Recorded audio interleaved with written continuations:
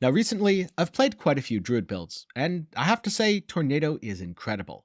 It has speed, an easy playstyle, solid defenses, though admittedly the defenses are a little bit reliant on your gear, and plenty of damage. I started off with Pulverize, which worked really well on absolutely no gear. Then I moved to a Staff of the Crone or Stormclaw build. And honestly, I wasn't the biggest fan of that one. Though, if you are curious about either of those builds, then after this, check out my dedicated videos on both. But it was night and day swapping to Tornado. This build is just so much more fluid and powerful that it was absolutely a joy to play, and I don't regret my choices at all. Admittedly, I would have loved to start with Tornado, but unfortunately, there are a couple items that I'd say are mandatory or at least very strongly recommended, those being Tempest Roar and Tybalt's. And I didn't have those, I didn't have the Tempest Roar until recently, hence the delay in swapping. But right after I made the swap, I went into a Nightmare 100 to test out my new gear, and I breezed through. In fact, it was over so quickly that I was genuinely surprised. Now, admittedly, if you spend a lot of time looting and killing every enemy and all that, it will take longer, but if you're just breezing through, going from objective to objective, you can clear them in just a few minutes. So it's a great way to get a bunch of Glyphy XP, which is why almost all of my Glyphs are now level 21, which is a kind of weird coincidence since they weren't going all that fast as the other builds. And of course, if you want to know more about Diablo 4 or other games, then do be sure to get subscribed, leave a like while you're down there, and with that said, let's start getting into the key mechanics, then move on to Paragon board skills and glyph choices, following up with Vampiric powers, spirit boons, and gearing, and wrapping everything up with a few more comments on the gameplay. Starting with number 1, why Tornado may have felt bad when you played it before. That's because you didn't have the Storm Chasers aspect. Normally, Tornado just kind of moves around randomly, which can be really good in high density, but isn't that great otherwise. Storm Chasers causes Tornado to move towards specific enemies, making it much easier to deliver your damage. This also means that when enemies are grouped up, since it'll jump from one enemy to targeting another, that Storm Chasers aspect with Tornadoes are absolutely insane, to a point where sometimes it can be slightly hard to see what's going on because all of your Tornadoes are just crowded around the enemy. In general, I wouldn't play the build without the Storm Chasers aspect, so you might need to spend a little bit of time farming before you can get started. The next thing that makes the build feel great is Tybalt's and Metamorphosis. You use this to refill Spirit, get basically permanent unstoppable, and give yourself a hefty damage bonus. Yes, you do lose some defenses over Quad DR Pants, but honestly, it's absolutely worth it given how much damage and quality of life you get. This replaces a ton of Spirit rolls elsewhere on your gear, which you'd normally need to keep your Spirit topped off between Grizzly Rages. Now, in theory, a lower level Metamorphosis is more Spirit Gen, but I'm kind of lazy, and also I leveled it to level 3 before we knew that was a thing. So instead of having to re-level another Druid, I did just go with level 3. If you're playing the build for yourself on a fresh character, I suggest not leveling up Metamorphosis, as you'll be able to generate absolutely insane Spirit from the shorter duration of Unstoppable while still easily maintaining your damage bonuses and also avoiding all enemy CC. Then the last key mechanic I wanted to talk about is Grizzly Rage. Why are we using it on a build that's supposed to be a werewolf? That's where the dire wolf's aspect comes in. Not only does it turn you from a dire werebear into a dire werewolf, but you also get additional bonuses including spirit cost reduction. So now your Grizzly Rage essentially means you have infinite resources. And hey, since you're already using Grizzly Rage, you can also throw in some other synergistic aspects for additional damage and additional Grizzly Rage duration. This won't be quite as tanky as a werebear version, but what it loses in tankiness, it makes up for in speed, both in terms of being able to kill enemies quickly and also being able to move around quickly. You'll notice that this build doesn't have a movement skill, except between Metamorphosis and Grizzly Rage. You won't actually notice that it doesn't have a movement skill because I'm pretty sure it's faster than the builds I played previously, which did have movement skills. Oh yeah, and because your movement speed becomes attack speed via the Ravenous Vampiric power, yes, this is a damage increase as well. Now, Grizzly Rage will have some downtime, which means you don't want to just mindlessly use it. A large pack of elites, absolutely pop that rage, get real mad at him. But one lone skeleton, he's probably not that much of a threat, and you should probably save it for something more dangerous. Though you will be able to extend the duration a fair bit, and get a pretty nice critical strike damage bonus. Yeah, I know, it's additive now, regardless of what it says on the aspect. As a note, if you're watching this at some point far in the future, maybe Blizzard's finally fixed this, But at least for now it's additive, and so it's not really about the damage bonus, but hey, 200% increased damage is 200% increased damage, and you're going to be using it anyway. And so that about does it for the key mechanics, because honestly, this build's pretty darn easy to play. Let's move on to the skills, glyphs, and Paragon board. So, to start off with, Wind Shear. Number 1, because it's a storm skill, and number 2, because it's ranged.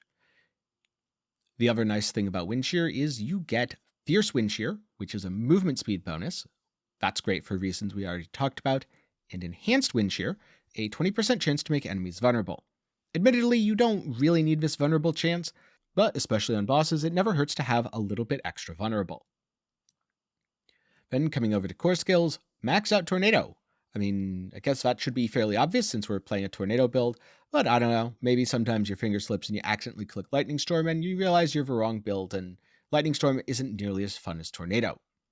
You then go into Enhanced Tornado, where you have a chance to spawn an additional tornado for more tornado spam, and enemies hit have a chance to become vulnerable.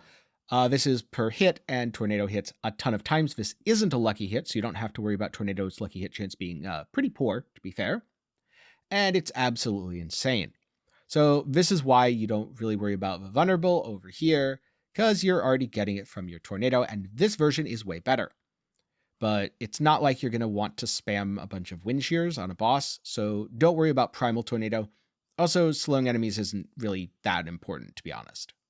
Now, in terms of additional things to take, Heart of a Wild, just to get to Wild Impulses. Since your spirit costs are so low, this is effectively free damage with no downside. And then down here for additional movement speed and crit chance, if you're ever going for a werewolf build, these are kind of mandatory, I'd say. Now, coming down to defensives, you definitely want Ancestral Fortitude to cap your resist, and Vigilance for damage reduction since you're going to be spamming a defensive skill. Specifically, you're going to be spamming Blood Howl. This says defensive on it, it's not really defensive. Yes, it does heal you for 20% of your maximum life, which is in theory a defensive effect, but it also gives you 15% attack speed, and with a legendary aspect, 10% crit chance, so you're basically using this for damage. I know it also says that it has a 12.4 second cooldown. It doesn't. Kills reduce the cooldown by 1 second, so effectively it has no real cooldown. It'll be up almost all the time, and in fact when clearing you will often have full uptime on the additional attack speed from Blood Howl. And then we've also got Cyclone Armor. I kind of have a love-hate relationship with Cyclone Armor where I use it and it feels really good, and then I use it and it feels mediocre and I go to Debilitating Roar. The only big advantage to Cyclone Armor is you can still use it while being in werewolf form because it is a storm skill. So I guess that's something, but overall it's a little bit awkward because it knocks enemies back, though it wasn't nearly as annoying to knock enemies back on this build, and in fact I sometimes found that it was helpful. And then I knocked a suppressor back and immediately hated my life. So use it with a little caution, but overall it's a really solid defensive skill and has a little bit of extra utility. And then coming down to Wrath skills, we've got Hurricane, which is another defensive buff, and this is the defensive buff that I really like. And yes, for those of you keeping score at home, this is why the slow from Tornado doesn't matter. You're already going to be slowing with Hurricane, and you're reducing the damage enemies deal by 20%, which is really nice. And then we go for the usual Neurotoxin, Toxic Claws, and Venom setup. Yes, I did get a better amulet from when I made the Crone Claw video. I now have a full 60% crit strike damage against poisoned enemies. And all enemies are poisoned, so it's just free damage. Again, at least as of the time of recording this video, I know that says a plus there, but it is in fact multiplicative. This may change in the future. If it does, I will try to remember to leave a pinned comment, but if it changes like 3 weeks from now, I'm definitely going to forget, so I'll try to pin someone else's comment. If you happen to know that it's no longer multiplicative and you can confirm it with a patch note, just comment it below. Last up, ultimate skill, Grizzly Rage. It's in the key mechanics for a reason, so I won't explain it further. And then over here, good old Defiance, Circle of Life, and Resonance for some extra damage. Defensive Posture and Nature's Resolve for extra defenses. Honestly, you don't necessarily need these. You could also go with something else, like let's just say Natural Disaster. Enemies will be knocked back and immobilized a bit here and there, but these points aren't super high value. I guess you could also go with something like Shapeshifter over here, 1 point in Quick Shift, and then Heightened Senses for the additional damage reduction. That might be a little bit comfier, although once you're in a fight, you're always in werewolf form, so maybe it won't matter that much. But overall, not too impactful either way. And then, last up, your key passive is Perfect Storm. Storm skills that you cast grant 1 spirit and deal 15% increased damage when damaging a vulnerable, immobilized, or slowed enemy. Enemies are basically always going to be vulnerable and typically slowed as well, so this will be proccing a lot, making for great spirit recovery even on single target. I did also play around a little bit with Earth and Might, specifically the version that applies to Storm skills, and I played around with Ursine Strength. When I used all of my Unstoppable perfectly, it was actually slightly better to have one of these. When I didn't use my Unstoppable and my Grizzly Rage perfectly, I ran out of Spirit, and running out of Spirit feels bad, so I just went back to Perfect Storm. There's a little bit of options here. Personally, I would still go Perfect Storm because it's quality of life, though I think Ursine Strength is the highest damage output if you have good gear, and if you have bad gear, then Earth and Might is the highest damage output because it will crit cap you, but unfortunately Tornado's lucky hit chance isn't great, so the uptime will be pretty hit or miss.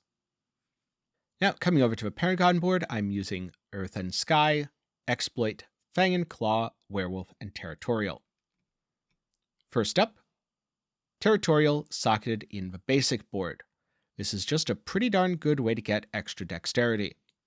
Moving on, the second board you allocate is Heightened Malice. This is really good while clearing, but won't do anything on single target unless the boss summons adds, because you need 3 or more poisoned enemies to be nearby. Then you've got Fang and Claw here, just to enhance these nodes for quite a bit of extra damage and damage reduction. For my third board, I have Inner Beast. After shapeshifting, spirit costs being reduced would probably be nice and could actually be a pickup if you have poor Grizzly Rage uptime, but I didn't feel it was necessary. I've got the Earth and Sky Glyph here to enhance these nodes for some much needed armor. Then you want to come up here for your fourth board. This is Thunderstruck. This is why you want close and distant damage bonuses on your gear. Admittedly, with how Tornado works, close and distant are also both just kind of generally useful, where your Tornado will often start against a close enemy and then move off to a distant enemy. So, in general, they're good either way, but you especially want them because they become a multiplicative damage bonus via Thunderstruck. And this board has decent deck support, so here's where we place the Exploit Glyph. This is a great way to start the fight with Vulnerable, and from there your Tornado will just continually reapply it. For your last 2 boards, the order doesn't matter, because you're not getting the bonuses anyway. But you can take Lust for Carnage for additional Spirit Restoration. You're going to be critting a lot, and all of your Storm skills are in fact Werewolf skills. This is where we put the Werewolf Glyph, just to go with a theme, and also because it has pretty decent willpower support. Then coming over here, this board, Ancestral Guidance, doesn't actually have a glyph, but you're able to spam through spending 75 Spirit to keep that damage bonus up even on single target, making it a pretty darn good option. I really like the tech that Boiler used grabbing this as opposed to just getting a glyph. I think this is a pretty neat way to get an additional damage multiplier. One other thing that I haven't yet been able to work into my build is the Electrocution glyph, which I also haven't leveled up still. The value from Electrocution isn't really in the increasing damage of your Lightning Bolts or Dancing Bolts. They practically do no damage anyway. But enemies damaged by them take 20% increased damage for 5 seconds. So, if you're able to proc every 5 seconds, which there's a decent chance you'll be able to, this is another decent damage multiplier. What I would do is I would replace one of the medium or lower impact glyphs.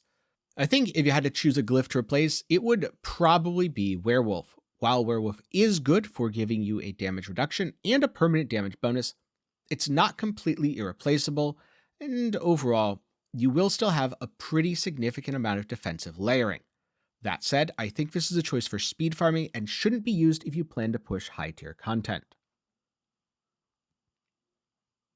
So here I have my Vampiric powers, and again, I do swap things around a little bit, so let's start with things that stay static.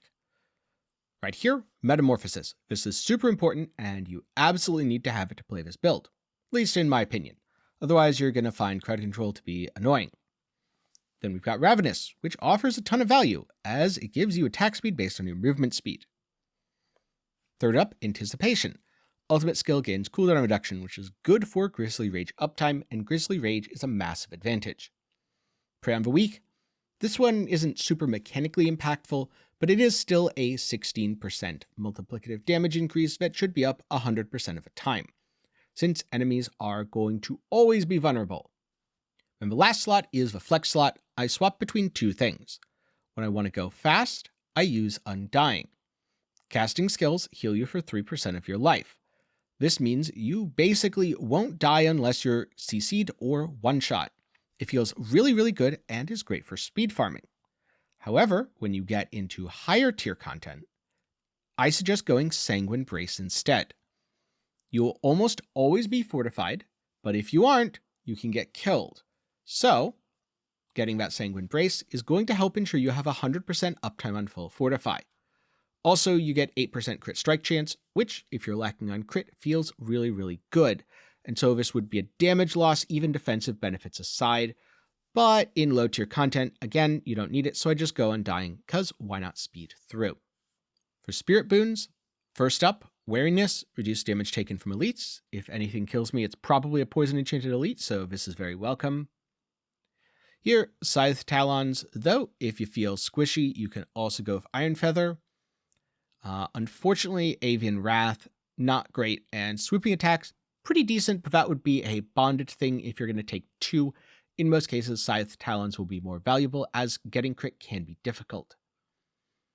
Then here, Calamity, definitely want to extend that Grizzly Rage, 100%. And finally, it is the Snake that is bonded with Masochistic. Chance to heal, lucky hit of shapeshifting skills. This is pretty darn good for recovery. And Calm Before the Storm. Of course, you want to reduce the cooldown of your ultimate. Admittedly, I don't think you absolutely need Masochistic.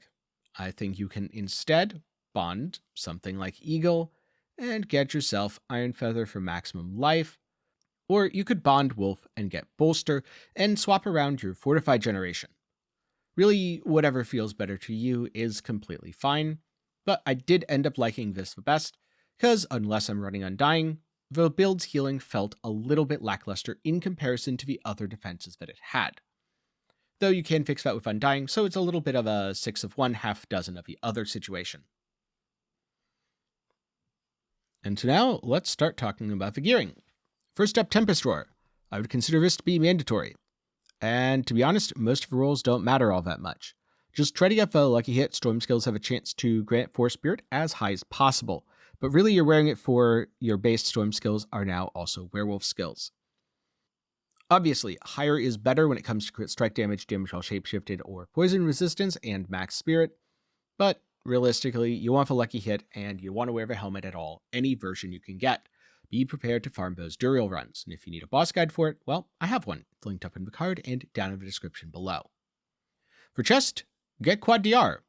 Or, if you can't get Quad DR because you spend an exorbitant amount of money to not roll a 4th DR stat, except for DR while injured, get triple DR and then maximum life or resistance. You ideally want damage reduction while fortified and damage reduction from poisoned, as those will have the highest uptime. After that, damage reduction from close, or damage reduction from far. Kinda depends on your comfort level between close and far, but any of the three that you can get. Some total armor rolls in theory could also be nice, but you're probably not dropping Disobedience either way, which means it's going to go to waste a fair amount of time. But on gloves, you need ranks to Tornado. That's a massive damage increase, and you should prioritize critical strike chance. After that, get lucky hit, look for attack speed, and then pretty much anything else you can fit in.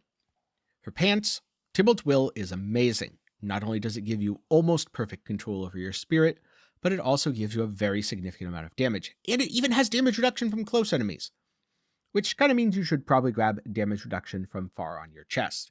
If you're wondering why I'm only using one of the 4 potential packs, because I can. Ideally, you want a high roll on the damage reduction from close enemies, and a high roll on the damage you deal while unstoppable. Everything else, maximum spirit is fine and all, but it doesn't matter all that much, so unless you're swimming in Tybalt's, in which case I'm a little jealous. Don't worry about it too much. For boots, movement speed is a must. Total armor in werewolf form is also really good. For the last two stats, if you need resists, get resists. Otherwise, get something like movement speed if you've killed an elite. I also like getting some sort of move speed aspect here, such as crit strikes grant movement speed for up to 6 seconds. Though you can also go for movement speed while unstoppable. It'll make you move a little bit faster, but you'll have to remember to refresh your unstoppable in between packs, whereas I found this lingered just a little bit better. Now, unusually, this build uses one-handed weapons for a main hand and an offhand. That's because it doesn't need the raw damage from a two-hander, and there's certain stats which can only roll on an offhand that you will want. So damage to close, damage to far, both really good on a weapon. Unfortunately, I didn't get that, so I went with the next best, which is willpower. And all stats is pretty good, so overall, this is a great weapon. It's just not quite perfect because the core skill damage should be damage to far instead. Then on the offhand, cooldown. Cooldown reduction is very, very important, as is lucky hit chance. This is why you want to use an offhand instead of a two-handed weapon. Now, in my case, this isn't quite ideal because I don't think I want both spirit cost reduction and resource generation, but it feels really good, so honestly, I'm not going to complain. Then for rings, close and distant, lucky hit chance, get whatever decent third stat you can, but ideally it really should be crit. I guess, in theory, because you're using close damage more than you're using distant, you could even go with prioritize close and lucky hit, then prioritize crit, then prioritize distant or crit damage or resource gen or life, whatever you happen to get. As a result, my rings aren't all that interesting. And last up on Amulet, I really like movement speed. Armor is nice, but not mandatory. Spirit cost reduction, honestly, should probably be CDR, but I had to reroll and I got Envenom ranks, so now I'm stuck with this Amulet. It would be really nice to have CDR here, as that's quite valuable for the build. It will keep higher uptime on your defensive skills and your Grizzly Rage, but Spirit cost reduction feels really, really, really good to play with anyway. The only very slight downside is because of a massive amount of Spirit cost reduction bonus due to the Direwolf's aspect, sometimes I don't actually get my damage bonus for spending Spirit when I'm in Grizzly Rage. So that's one thing where I've considered just dropping it and grabbing a Glyph elsewhere. And the only reason I really haven't done that so far is because I do enough damage while in Grizzly Rage anyway. I don't need the extra 30% multiplier, and when I'm outside of it, having that multiplier is quite nice. So that's kind of another personal taste thing. Now, when it comes to the build, I don't have a planner or anything like that, because I didn't really deviate all that significantly from Boiler's guide over on Maxroll. I definitely experimented with a lot of different stuff, because whenever I'm looking at a build, I don't want to just blindly follow something. I want to make my own choices, even if they're wrong, to know what happens and why they're wrong. For example, trying to do a storm skill, earth skill, free skill thing. Don't do that. It feels absolutely miserable, and it takes you out of werewolf form way too much. It was especially problematic since my earth skill was my generator, and that just didn't feel good at all. But hey, now I know that that's a bad idea. So if you want to know more about the build or look over a planner, then do head over to MaxwellGG, which I'll link down below. When I played Pulverize, I considered the build's greatest strength to be that it wasn't reliant on gear. When I played Stormclaw, I considered the build's greatest strength to be single target damage. And now that I'm playing Tornado, I realized that Tornado's greatest strength is that it's better than both of them combined. Because this is an absolutely amazing build, with the only slight downside of being a little bit more gear reliant. Though if you want a less gear-intensive version, check out the Maxroll leveling guide, as that works on pretty much nothing. It's been an absolute joy to breeze through the game, be it open world, Helltide, bosses, or even Nightmare 100s. This is D4 on easy mode. And I can't believe how fast the build is without a movement skill. I guess I'm just kind of used to the preseason stuff where if you didn't have a movement skill, you were kind of slow, and then everyone figured out that if you put forward movement speed on everything, you're actually pretty darn fast, especially when Vampiric powers give you even more movement speed. Now, unfortunately, there is a little bit of visual clutter sometimes, and that means I occasionally do stand in something like a poison explosion and get killed. But luckily, I have solid defenses, so most of the time, as long as I'm aware that I'm going to be standing in something, I can survive it. If you use your defensive cooldowns actively and rotate them, keeping an eye out for dangerous enemies such as Poison Enchanted or Suppressor, you should be totally fine. And even without perfect CDR gear, they're up often enough that I don't really miss them. I don't really think, oh, I died because my cooldowns are down. I think I died because I mismanaged them. I could have had them up there. And so because of all this, I would say that Tornado Druid is truly an S-rank build. But if you want to know more about the other Druid builds I played and my detailed thoughts on them or how to play them, then do check out the previous videos on both Pulverize and Stormclaw. When engaging a group of enemies, you can open with Wind Shear to get your movement speed buff up, or you can do what I do and just spam Tornado all day and largely forget that the movement speed buff from Wind Shear is a thing because I'm too busy spamming Tornado. If there aren't any elites, after you've cast a couple of tornadoes, you can just run past. They're going to die anyway, and you can see the loot behind you if there's anything important. Also, most important stuff will be mailed to you anyway. If it's a large group, a group that includes elites or a boss, be sure to use Grizzly Rage. Once it's up, you'll be able to spam Tornado almost infinitely. And then get ready to use your defensives. You'll want to pop a defensive pretty much immediately as you're going to get hit, and if you get hit without one, you might take a little bit of damage. Then use Blood Howl, and that's pretty much the basic rotation. Oh yeah, and spamming Tornado. Did I mention spamming Tornado? Because you're going to do a lot of spamming Tornado. I was honestly on the fence as to whether I came back to Diablo 4 or not for this season. The first season ended up getting old really quickly, and I was kind of disappointed in Rogue. It probably wasn't Rogue's fault, to be fair. It was probably more that the season wasn't all that enjoyable.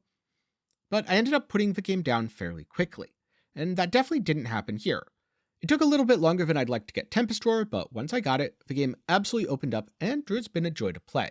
So I'm really glad that I gave it a shot, which means that next season I'm either going to have to play Barb, the only class that I haven't played yet, or go back and replay something. Maybe I'll give Rogue or Necro a little bit more love, since I've only played a very limited selection of builds on both. In the case of Necro, it was in the preseason where a lot of the tools we have now weren't available. In the case of Rogue, it was during Season 1, and honestly the game felt a lot more lackluster. The only thing that I haven't done so far is fight Uber Lilith. Okay, admittedly, I did a couple attempts, and I was almost instantly phasing her when I managed my cooldowns correctly and had Grizzly Rage up at the right time. But then I'd die to accidentally dashing outside of her stupid circle, or I'd die to not seeing a telegraph on the ground because a little faint red line on a red floor isn't great, and I decided that it just wasn't worth it to spend the time to kill the boss. I'm sure that Tornado Druid is more than capable of doing it, and I'm sure if I put a few hours into it, I could as well. Okay, maybe more than a few, maybe it'd be like 10 to 20. Either way, I just didn't feel like that would be fun, so I haven't done it, but you're free to if you enjoy that kind of stuff. And so now I'm curious, what builds or characters have you played in Diablo 4? And which one's your favorite? Be sure to let me know down below. For me personally, it's really close between a couple things. In the preseason, I really loved my Ice Shard Blizzard Hybrid Sork, and now I really love Tornado Druid. So I guess flip a coin or ask me on a different day, and the answer is going to flip-flop between the two. But I'm also curious what some of your choices are. Now if you're looking for something else to watch, maybe something that's not quite as Diablo related, I made a video about the most interesting games I played in October 2023. I ended up playing a lot of games that month, so I didn't actually get time to cover them all. So instead, I covered ones where I had something to say or hadn't yet made a video on them. I'll link to that up in the card and down below. You can check it out for yourself, and who knows, you might even find a fun game to play. With that said, thanks for watching, and a special thanks to my patrons and channel members for the continued support. For as low as $1 a month, you can help make videos just like this one possible. For $5 a month, you might see your name on screen right now, just like these fine folks here. Link to support is down below, especially when it comes to big projects like build videos, which take a lot more time. But with that said, that's all for me today. Thanks for watching, I hope you learned something. If you played Tornado Druid, I hope you enjoy it, and I'll see you again sometime soon.